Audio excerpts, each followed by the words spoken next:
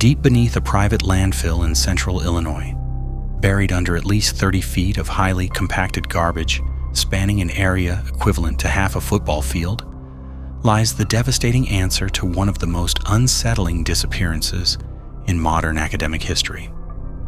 Forensic waste experts determine that the crushing force of dual industrial compaction has likely reduced human remains to a volume smaller than a modern mobile phone.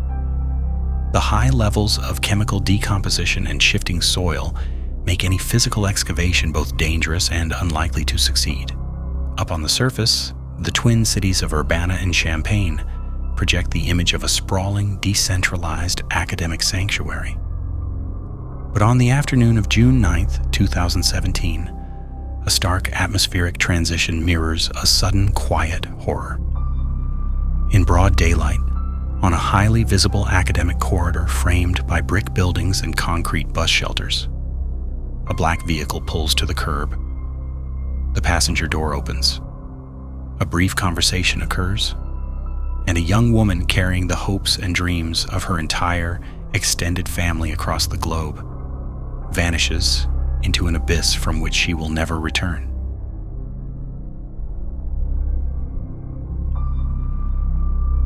The sudden disappearance of 26-year-old Zhang Yingying immediately sets off a profound cultural and structural shockwave. While Western media initially treats the vanishing as a routine local missing person case, the unfolding tragedy is tracked on a granular level halfway across the world. Chinese domestic search engines like Baidu and social networks like WeChat are flooded with real-time updates. This exposes deep structural anxieties regarding the safety of Chinese youth studying in the West. For decades, American universities have successfully marketed themselves to wealthy and middle-class Chinese families as highly secure, elite spaces. Coming from highly monitored, secure urban environments in China, these students operate under a profound assumption of safety in their new American home. When the scholar vanishes without a trace, that fundamental assumption shatters. As days turn into weeks with no physical evidence recovered, a terrifying alternative narrative emerges on domestic Chinese social networks and online forums like Baidu Tieba regarding Zhang Yingying. Users begin to speculate wildly that she has been targeted by a transnational human trafficking syndicate operating via the dark web. This theory gains immense traction due to several unsettling coincidences. When federal authorities later disclose that a prime suspect had visited a FetLife forum titled Abduction 101, the detail is translated and interpreted in China as a dark web slave market.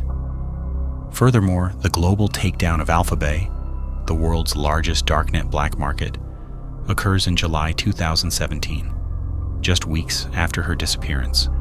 This leads many observers to believe the two events are inextricably linked. The apparent ease with which a visiting scholar could disappear in broad daylight on an American campus leads many to assume a highly organized group must be responsible, rather than a lone actor. While these trafficking theories are thoroughly dismissed by federal investigators, they highlight the deep, pervasive anxiety felt by families in China. They struggle to comprehend how a prestigious American university campus could be so vulnerable to such extreme, invisible violence.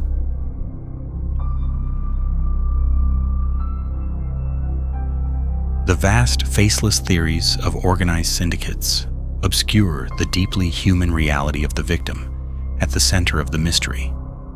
Born on December 21, 1990 in Nanping, Fujian, Zhang Yingying is the daughter of a working-class factory and truck driver and his wife.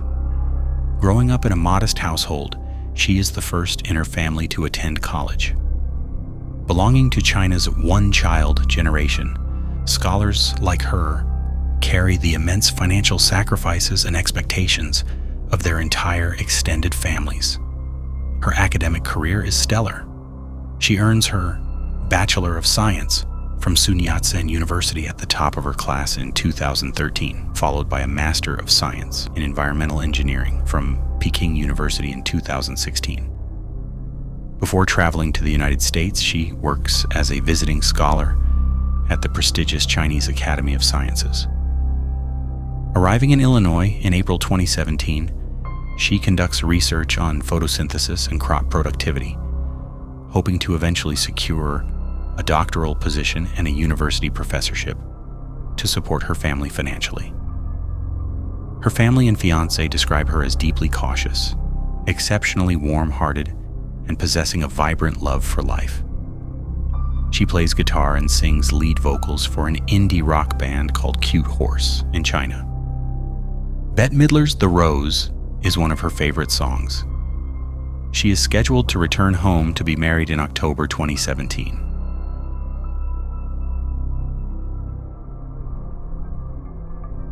Operating in the very same academic sphere is a figure defined by a profound psychological and moral unraveling. Brent Alan Christensen, born in 1989, is a highly intelligent, quiet doctoral student who graduates with a master's degree in physics from the university in May 2017. However, beneath the surface of academic achievement, his personal life is in terminal decline. Raised in a troubled household in Wisconsin, Christensen inherits a family legacy of severe psychiatric illness and substance abuse. His mother is a severe alcoholic who routinely consumes a quart of vodka or gin daily. His paternal grandfather, uncle, and cousin all suffer from chronic alcohol addiction. From early childhood, he suffers from severe recurring night terrors and sleep paralysis. At age 15, he attempts to take his own life by jumping from a family deck and running into oncoming traffic, hitting a moving van. By 2017, his marriage is falling apart due to escalating alcoholism and substance abuse. In late 2016, he shares deeply unsettling thoughts with his wife, opening up about a dark obsession with serial killers. This frightens her to the point where she refuses to sleep in the same room. To avoid an immediate divorce, the couple enters into an open relationship. His wife dates a co-worker, while Christensen dates a woman he meets on a BDSM fetish website. He engages in a highly structured, dominant, submissive relationship, using his partner's submission to act out elaborate control fantasies. He is highly organized, combining his technical background in physics with a meticulous study of forensic countermeasures. He actively downloads clinical research papers on the criminal mind, alongside technical guides on human decomposition.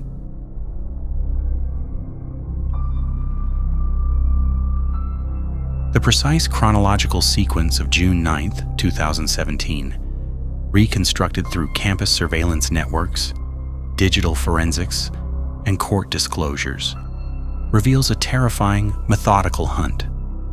The local weather is characterized by a deceptive summer heat, peaking at 81 degrees Fahrenheit under a bright, partially clouded sky. Yet, meteorological records indicate a severe convective wave is rapidly approaching, setting the stage for violent supercell thunderstorms later that evening. At 9 a.m., Christensen drives his black Saturn Astra around campus, actively searching for a victim. He approaches a different graduate student, flashing a counterfeit Silver Star badge and posing as an undercover officer. The student refuses to enter, immediately notifying campus authorities and posting a warning on Facebook. Between 11:30 a.m. and 11:48 a.m., the driver exchanges routine text messages with his wife and his girlfriend, establishing a baseline of normal domestic behavior. But the digital trail soon fractures. Between 1:11 p.m. and 2:37 p.m., his wife sends him 4 text messages. He leaves them entirely unanswered. Meanwhile, at 1:39 p.m., Zhang Yingying sends a text to an apartment leasing agent, stating she is running late for her appointment and expects to arrive around 2:10 p.m.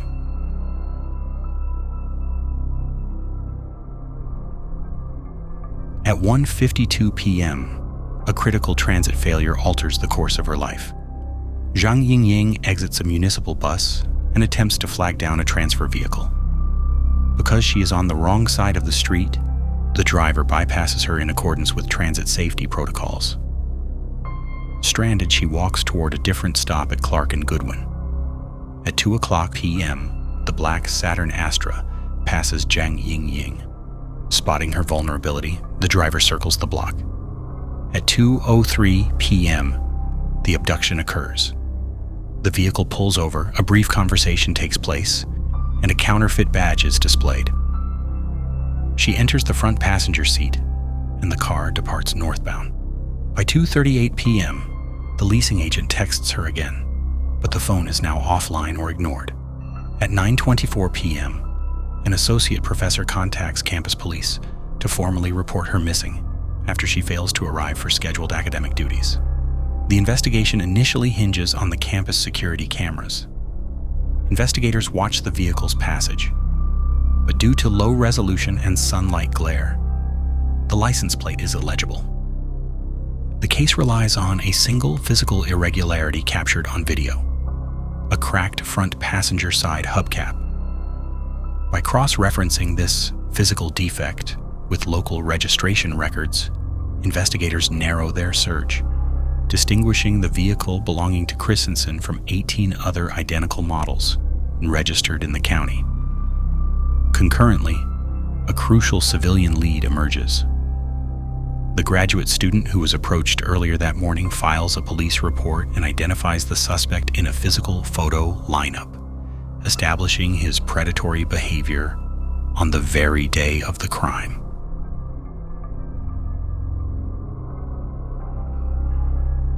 Despite these early investigative breakthroughs, law enforcement makes critical operational delays. Authorities interview Christensen on June 12th. On that exact same morning, he is recorded purchasing industrial drain cleaner and 13-gallon kitchen garbage bags at a local store. Minutes later, municipal garbage trucks empty his apartment complex's dumpster. Investigators do not immediately secure his residence or conduct a rapid forensic sweep of his trash facilities during their initial contact. Had they done so, they likely would have recovered intact remains before they were subjected to industrial compression. Furthermore, although the suspect makes highly inconsistent statements during his June 12th and June 15th interviews, a full forensic search of his Locust Street apartment is not executed until June 30th. This massive delay allows ample time for the environment to be chemically sanitized with industrial cleaning agents.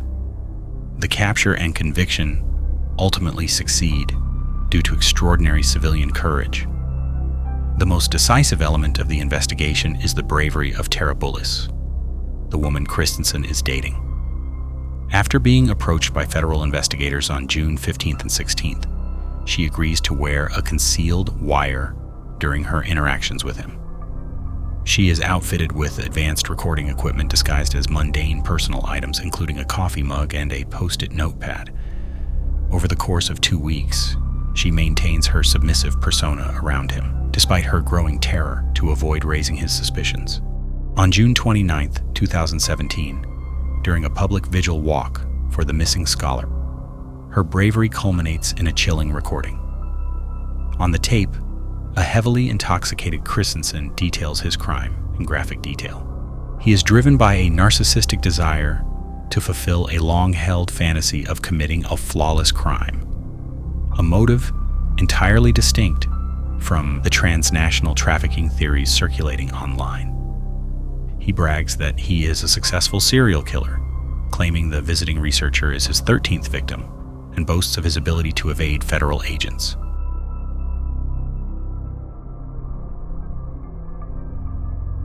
The primary crime scene is the apartment on Locust Street, a typical college town multifamily unit.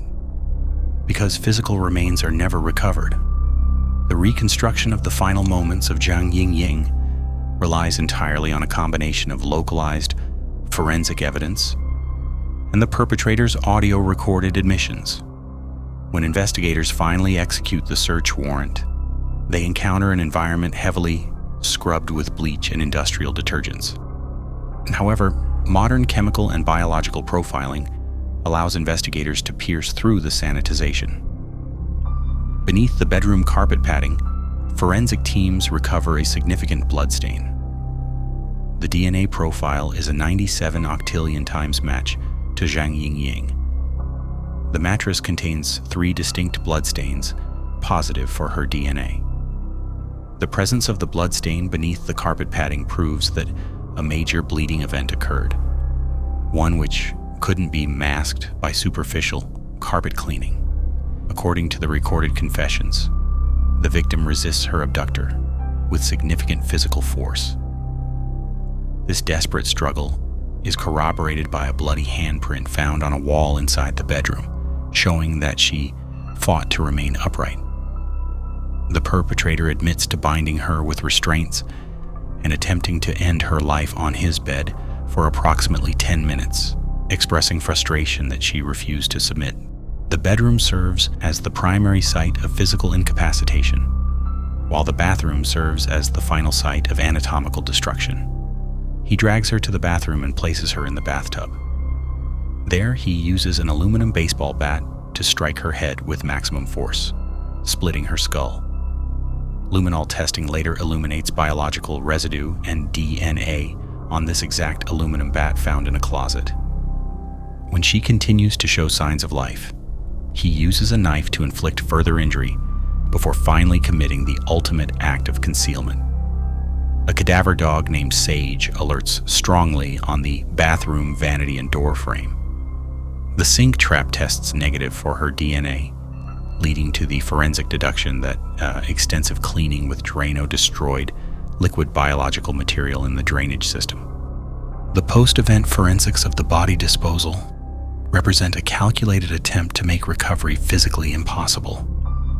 Under a legally binding immunity agreement signed in November 2018, the defense team for Christensen discloses the location of the remains, in exchange for the prosecution agreeing not to use this information during the trial.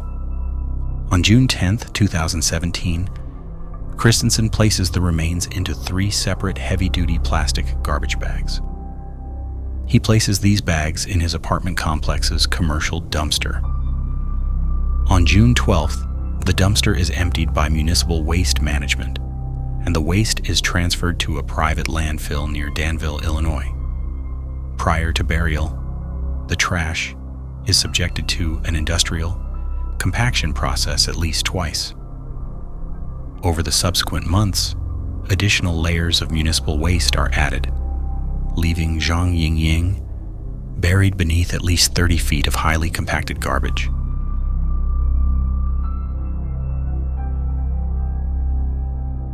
The federal trial is held in the U.S. District Court in Peoria, Illinois, presided over by Judge James E. Shadid. Because the crime occurred on state-funded university property but involved crossing municipal lines, federal prosecutors assume jurisdiction.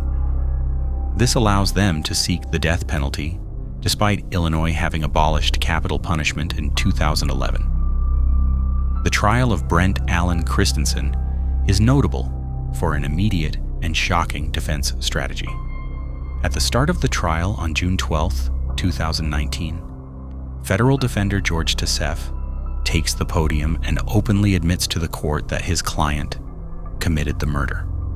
This maneuver is designed to bypass the guilt phase and focus all efforts entirely on the sentencing phase. The defense hopes to spare Christensen the death penalty by humanizing him through his troubled childhood. The sentencing phase, beginning on July 8, 2019, is highly emotional.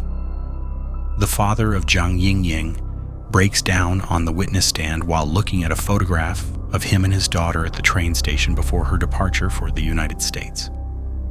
He states to the court, "My life without her will not be complete." A pre-recorded video testimony from her mother, describing how her daughter never got to wear a wedding dress and how she would never get to be a grandmother, causes a female juror to break down in tears. The emotional weight forces the judge to call a brief recess.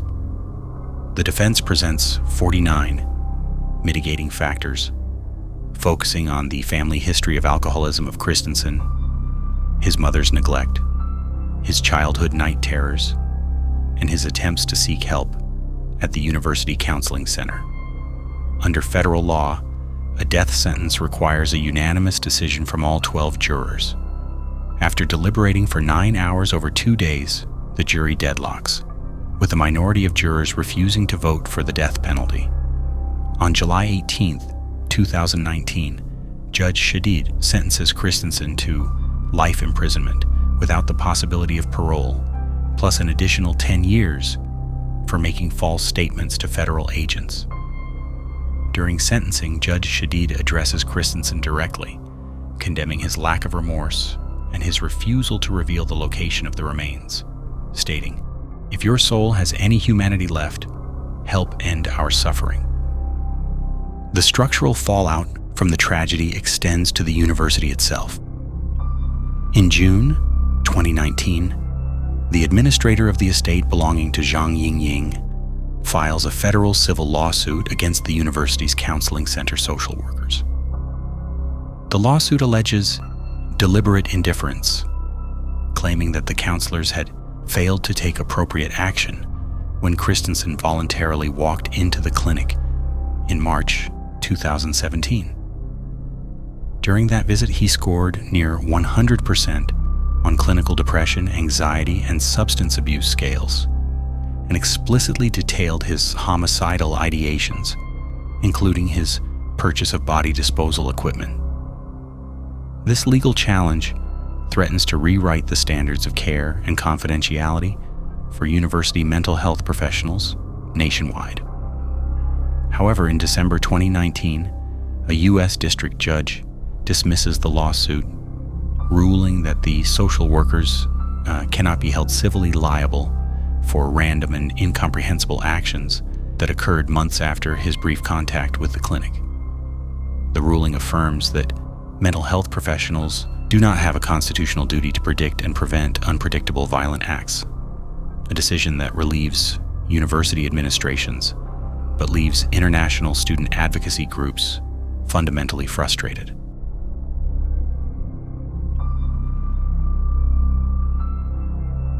Nearly a decade after the tragedy, the lives of those touched by this case remain marked by its lingering shadow. For the parents of Zhang Yingying, the aftermath is a grueling daily struggle. Having twice borrowed heavily from relatives and community members to travel to the United States to search for their daughter, they return to their home in Nanping carrying deep financial debt. The family receives no financial compensation from the perpetrator, his family, or the university. To survive and pay off their remaining travel debts, they turn to e-commerce, using live stream broadcasting to sell basic household goods from their home. They remain intensely focused on a single goal: saving enough money to return to the United States and locate their daughter's remains, refusing to accept that her resting place is a landfill in central Illinois. In China, this financial struggle is complicated by malicious online rumors claiming the family received millions of dollars in civil settlements. This rumor has dangerous real-world consequences when two strangers force the father into a car in an attempted abduction and robbery. He calmly tells his captors not to do foolish things and not to believe the rumors, stating his daughter is gone and he did not receive a single penny of compensation. The men, struck by the tragic reality of his situation, release him unharmed. The civilian women who risked their safety to ensure justice receive financial rewards from a community campaign. But both have since sought anonymity, attempting to rebuild their lives away from the public eye. The woman who wore the wire, in particular, suffers significant psychological distress from the ordeal, having balanced her emotional ties to a predator with her commitment to finding a missing woman. To honor the scholar's memory, the University of Illinois Foundation establishes a fund to provide critical, financial, and logistical assistance to international students who experience sudden, catastrophic crises.